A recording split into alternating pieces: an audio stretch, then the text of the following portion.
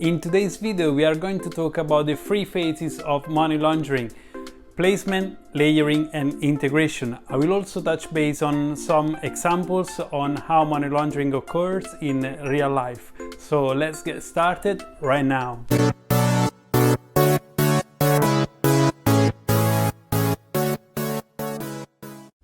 Hi, I'm Marco Beranzoni and this is FinCrime Agent, the YouTube channel talking about financial crime prevention.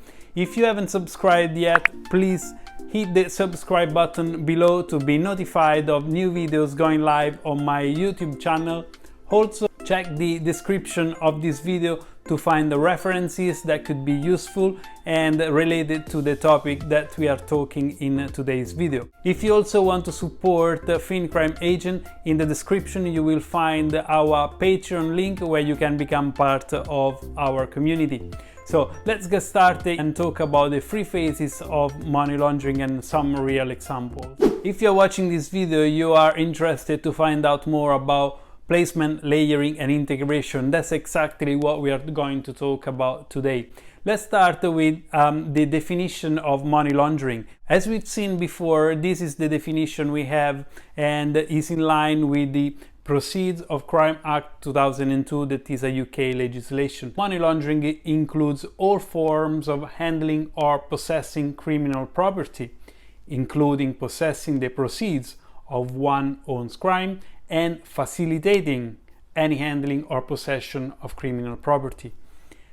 As we clarified previously, essentially to be involved in money laundering, as long as you touch any money that are somehow associated to a crime, you will be connected to money laundering activities. So money laundering essentially is the phase where criminals will try to hide the proceeds of crime and inject those one into the financial system. In order to do that, they would need to go through placement, layering, and integration in order not to be caught by the law enforcement. So let's get started with the three phases of money laundering. Placement. This is the initial part where the money from crime are placed into the financial system. So this can be done in different ways, and we will see in a minute some options to do the placement activity. The second part is layering. At this stage, criminals will try to create a number of transactions to make more complex the source of funds, and therefore making very difficult for law enforcement and financial institutions to understand the source of fund, and therefore hiding that these funds are coming from crimes. The third phase is the integration. So at this point, the funds will be generally grouped back into other bank accounts that can be reached and accessed by those criminals, and the funds will be either invested in some financial instruments or maybe they can be used to buy and purchase product. Let's see some examples on placement, layering, and integration and how those happen. So in the placement phase, the transaction can go in from cash businesses, for example. Cash businesses are attracting lots of attention from a money laundering perspective because they can inject cash transaction and mix them with illegal money, so coming from crimes. False invoicing will be used in order to put those transactions into the book and make them show as legitimate activity from that business, but in fact they are actually related to some proceeds of crimes.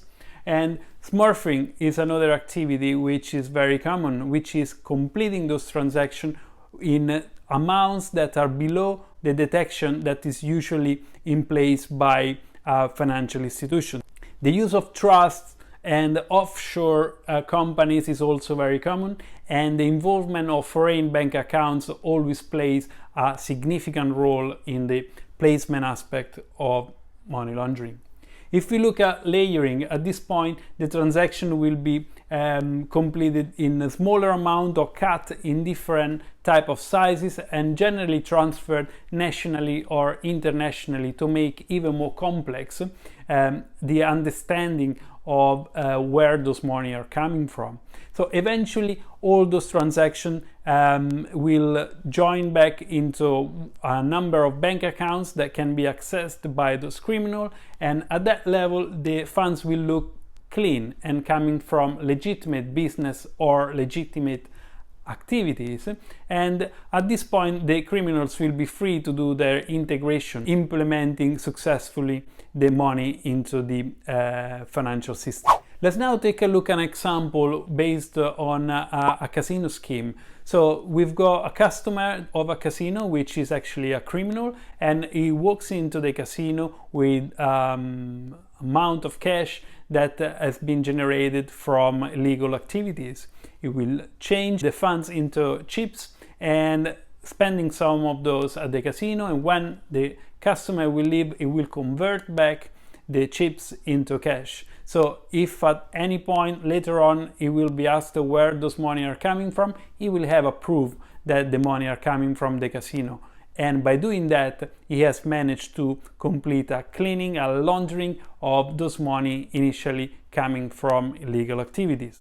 If we look at another example based on non-casino, on a cash-based business, this is another area where criminals very often try to inject cash into the system using this method. So for example, by doing fake invoicing on a business that could be car wash, for example. If you own a legitimate car wash, please do not take this personally, but I'm just making this example to say that you could have those transactions in cash into the business, and then the criminal at that point, when it's the end of the year, will pay taxes, showing that the transactions are coming from the car wash business, and once taxes are paid, they can use the money and do further activity with that. So cash-based businesses are often considered to be high risk for money laundering activities. One more example for larger transactions is the trade-based industry. Trade-based money laundering is extremely big and sophisticated.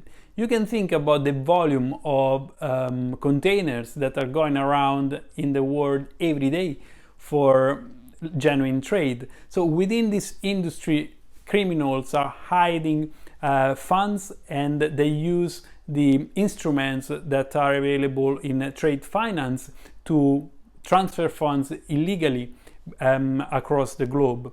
This is quite complex to explain, so I will dedicate a specific video to trade-based money laundering, and we will show this at some point in the future. But this is a very, very big part of money laundering nowadays. Trade-based money laundering is managing a massive chunk of funds for criminals. So we've seen the phases of money laundering. We touch base about some examples of how money laundering can happen. But what can you do in order to keep down the volume of money laundering globally? As we explained before in the layering aspect, criminals will need bank accounts in order to do transfer either nationally or internationally. Often criminals will contact you asking to use your bank account to do a transfer for whatever amount, and you can retain 10, 20, even 30% of that transaction. Sometimes this can sound to you as easy money, but this is a serious crime. If you are involved in this type of activities, you will be involved in money laundering. You can go to jail for up to 14 years for money mules. So make sure that you first do not do any of these activities, and secondly, that you make sure you do report when someone is approaching you to borrow your bank account for those type of transfers. It's important that you do your part so that altogether we can keep down the volume globally of money laundering and reduce this significant issue that is affecting a lot of people globally. With that, we are at the end of the video for today. Thank you for watching. If you haven't subscribed yet, please hit the subscribe button below of this video. Check our description and let me know your comments on what you think about my videos. If you have any specific subject you want me to cover in the future, I would like to know. And if you want to also sustain FinCrime Agent on Patreon, you can find my link in the description as well. So until next time, thank you for watching and see you soon.